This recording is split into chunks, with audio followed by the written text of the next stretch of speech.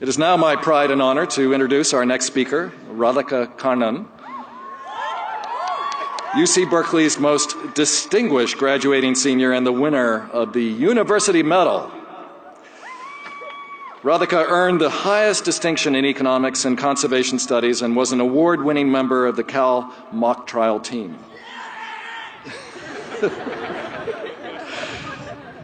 Having grown up both in India and Singapore, two areas plagued by drought and floods, she developed a passion for environmental justice and hopes to help indigenous groups and farmers in India.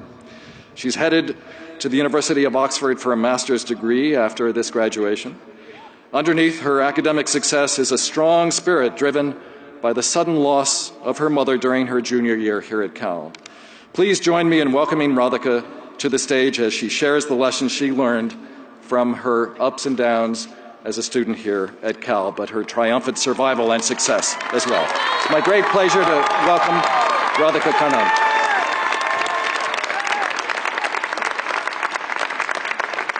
Thank you. Congratulations. Thank you.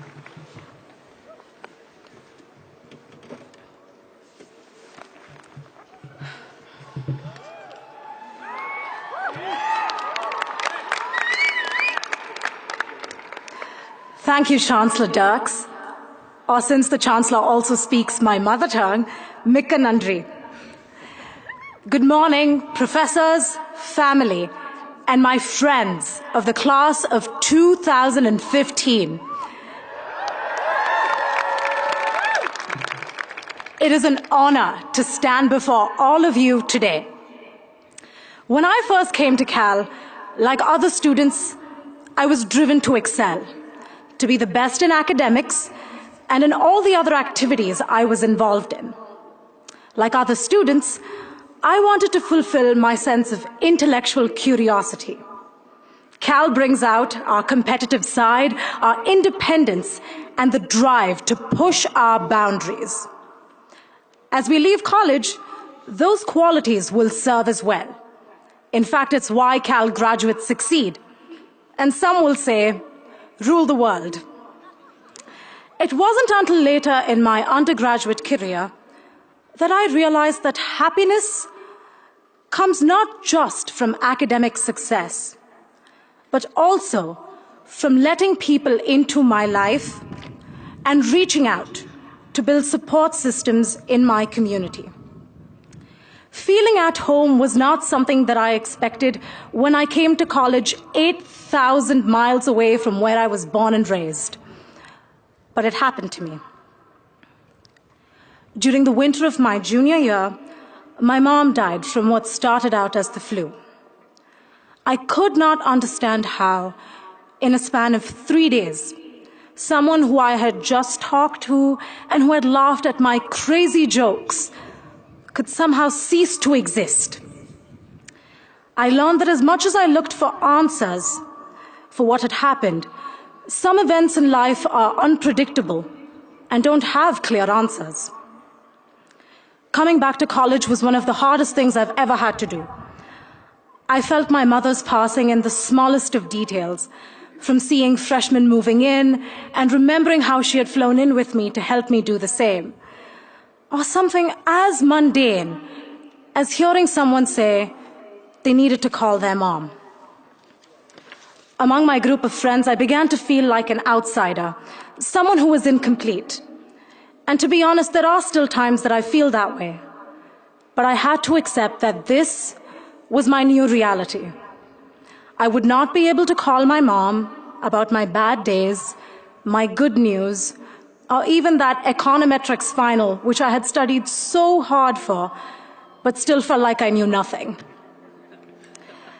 It was in one of those moments when I was emotionally at my lowest and really did not feel like facing college every single day that I understood that I had to let people in.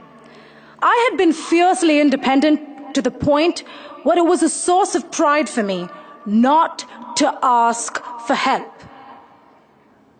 But I needed help. That was how I found another dimension to Cal, the people. People who I had never before approached for any kind of personal assistance helped me in such unexpected and touching ways. My professors, teaching assistants, and academic advisors opened their doors and opened their hearts, sometimes even sharing personal stories of loss with me. They helped me meet deadlines, plan my life, and sometimes just have a good cry in their office. My financial aid advisor at Cal, who ensured that my budget appeal went as smoothly as it could, so I didn't have to worry about financial aid while grieving my mom. And my Bear family, from Cal Mock Trial, the Student Advocate's Office, my dance team Natya, and my friends from Corey, where I spent far too much time. They gave me a sense of hope, optimism, and just made me laugh in what was such a dark time for me. Don't get me wrong, Cal is a competitive environment, but the people here pull for you no matter what, and that's what stays with you for life. The way in which we stand by each other makes for a solid foundation for becoming resilient. As new Cal graduates, we like to have a plan, but all of us are afraid that those plans might not pan out. The fact is, life is really unpredictable, which all of us will find out to varying degrees. I am not ashamed to admit that I am afraid for the future.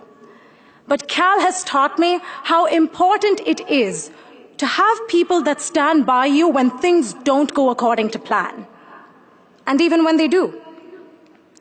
But the support system doesn't just work one way. You have to be there for others too.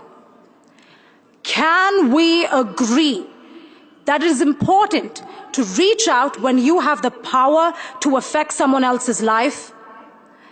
Can we agree that as Cal graduates, we have an obligation to be there in the community for others? And I'm sure we can all agree that letting people in and reaching out can be so rewarding.